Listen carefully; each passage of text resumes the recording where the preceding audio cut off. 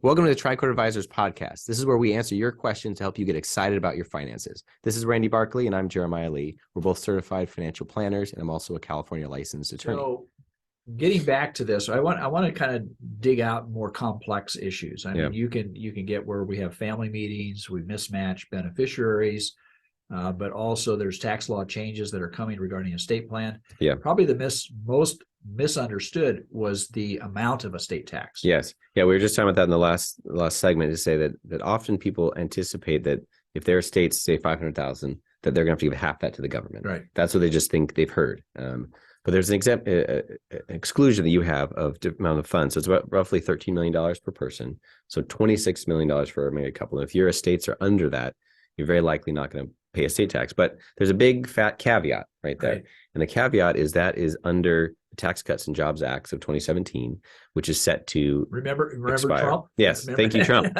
Trump boosted this up, right? Yeah, it was 5 to 6 million, and then it got boosted up, and it's been 12 million initially. It's grown over time, so now it's roughly 13 It does million. have a cost of living adjustment, which I think is really important for people to know. It goes up with inflation.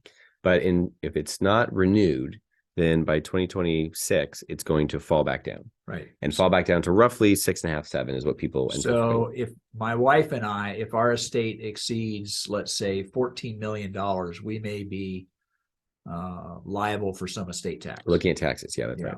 And when that happens, when someone's estate gets larger, which in California, is sooner than others, just because of the value of our properties that we have here, things have gone up.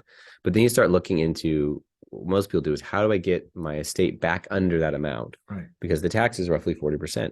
So how do I get this to either to my beneficiaries before my death? How do I transfer it during my life? How do I, so a common structure is called an ILIT, an irrevocable life insurance trust. Okay, so let's be clear here. You can set up a separate trust, and you can put money into it. And the purpose of that is to buy life insurance, right? Mm-hmm. On the person who has the wealth. Yep. And so that life insurance comes out, but I got to pay taxes on that life insurance, right? When it comes out. You don't. What? Yeah, that's the whole point. Is you set up this separate in this trust, and life insurance proceeds, when they come out, are usually not taxable. And in this situation, they'd be set up specifically to be not taxable and not to be in your estate. Yeah. So life insurance is a unique instrument that it is when it pays out, typically doesn't pay. You don't have any income tax on it. You don't have income taxes, and if it's out of your estate, you won't have estate tax on it. So someone who is a little bit older may have really high insurance premiums, and they might say, over the next 10 years, it's going to cost me $1 million of insurance premiums to fund this policy. But when I pass away, there's going to be $5 million sitting in this trust that will then come and benefit my family without having to go through the estate tax and without triggering income tax. And it's a structure that folks often will use to keep their estate lower, but shift some of their assets over. Right. So it's one that the majority of people don't have to even worry about. And I think that's part of what adds the complexity in people's mindset. They start thinking about all these complex things they've heard about, and they are complex, and they do work for some families, but for a lot of families who are under these thresholds, it's not a concern. The other tax item that I think is really important that most people don't always grasp is income tax. Right. So for a normal person, say for a married couple, in order to get to the highest tax bracket, you have to be around $450,000. Right. By then, of that type of income each year, you're now in these really high tax brackets. Well, let me put the caveat. That's taxable income. Taxable income, the stuff you've earned. Your income could be higher than that, but after you get all the deductions and everything else reduced, it gets down to whatever that taxable income is. And so it takes a big chunk of income to get you to those highest tax bracket rates. Right. For a trust, it's around $13,000 of income that once it comes into the trust, wait a minute, they've got all the way up to the highest tax bracket. It's so if I have money personally, it takes them up to $450,000 to get to the highest tax bracket. But if I have this money in this trust, it taxes at 37% on a very minimal amount of income. And everything above that is all this highest tax bracket. And so the question being, would you rather have the income flow to you or flow to your trust? And the clear answer is flow to a person. Right. And so trusts, part of the way they're structured is that as they receive income, often after the parent generation, say, has passed away, now it's the beneficiaries receiving it, that they'll receive the income and they want to pass that income on to the beneficiaries in that same year. So this is where I want to kind of put my 2 cents worth in. We actually manage trusts for clients. clients who have passed away, and they've named us as the successor trustee, where in fact there is a beneficiary who cannot handle the money or their special needs or whatever. How that money is invested is extremely important. So if you have all taxable income coming out and your beneficiaries are not using that, then it throws it into that high tax bracket.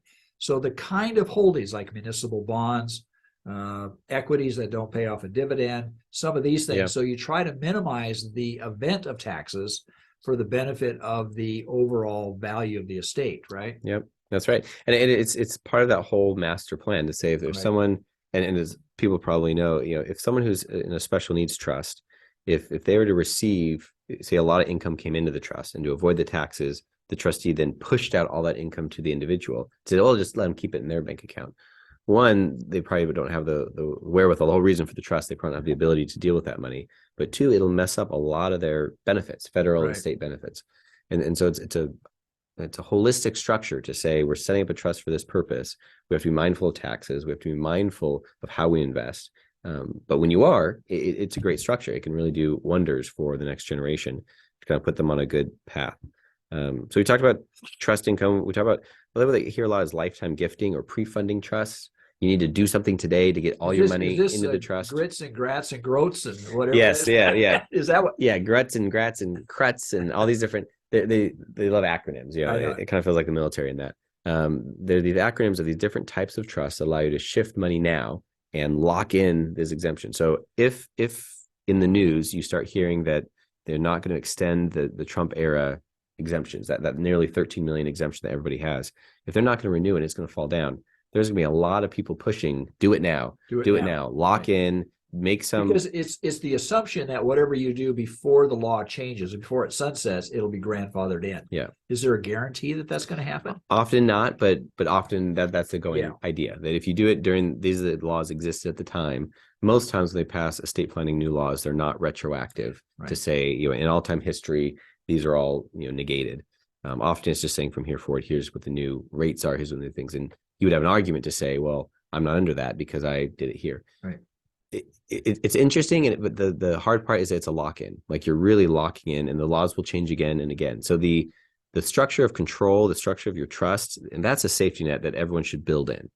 The idea of what the tax planning is going to be, that's a variable item, and that's built into the actual documents, so that the successor trustee or person who takes over has the ability to look at the current laws and get advice, say we need to make changes here and there and do some things, right? And that's changed over time. I mean, not to dive too, but there used to be something called an AB trust that everyone would use that structure. Right. Then portability came along, that one spouse, if they pass away, they can transfer that 13 million exemption to their surviving spouse, and that surviving spouse can carry it with them until they die. It made things a lot easier, not having to divide the estate now, burn some of the exemption. We still do that for different reasons. It's all kind of custom to each person's life. But a lot of that has changed and made these a lot more simple, especially for someone who their estate is under 10 million. Okay. Say, if someone were to come to us and say, I have less than 10 million of assets. I'm on my first or second marriage. These are my kids. This is my spouse. In my mind, that's a lot closer to the vanilla version of planning than someone who has a significantly greater assets and a more diverse family life. Yeah. I mean, if somebody owns a business, they're selling their business, let's say they've worked that business up through the end of their life, and all of a sudden they sell it, that becomes a payday. So they've got a lot of factors that are going into it. I mean, income taxes, you sell it, how they sell it, what the heirs are going to receive for the benefit of that. I mean, those are critical junctures in their life, right? Yep, that's right. And it's a good moment to have your estate plan set to make sure that you're one perspective I love is saying, what is going to really just spur on my kids, spur on the next generation, spur on my beneficiaries to do great things in their life? And what sort of money or structure is really just going to slow them down, generate bitterness or destroy their work ethic? And that perspective to say, whatever I have, you're going to use it for yourself most of your life. And then to say, how can I best use this to benefit the ones I love? And it's not always just giving it to them. Right. It can be. But it's also just having that perspective of how I can best build. So someone who doesn't have an estate plan, today's the day. Congratulations. Today's the day. You've made it. It's important to get this done. And the part of when they call these a revocable living trust, that means you can change it. It's living with you. And It's not like it's set in stone. It's the safety net that you keep then adjusting as life goes on so that it fits your life. How often should I review my trust? I would tell people 5 years. 5 years. If you haven't looked at it in 5 years, it's time to pull it out, look at it, and if everything's great, perfect. Close the lid, put it back. But if something needs to be changed, that's the moment to update it. Do I need to be concerned about the estate plan? I mean, the estate tax changes and such as that? I mean, if that happens, should I be looking at that now? Yeah, if you hear something, it's a great moment to say, hey, I heard this on the news, and reach out to whoever did your estate plan and say, hey, I heard this. Is there something I need to do differently? Right. Ideally, you have someone in your life that you're regularly connecting with, wealth manager, a financial planner, someone who is alerting you to this and saying, hey, these laws change and it might affect you. Let's sit down and talk about it. Because most people aren't aware of these. But if you do hear something, reach out to those folks. Right.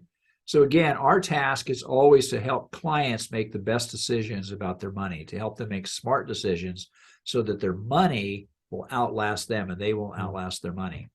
Until next week, folks, may you grow in wisdom and knowledge. Thank you for listening.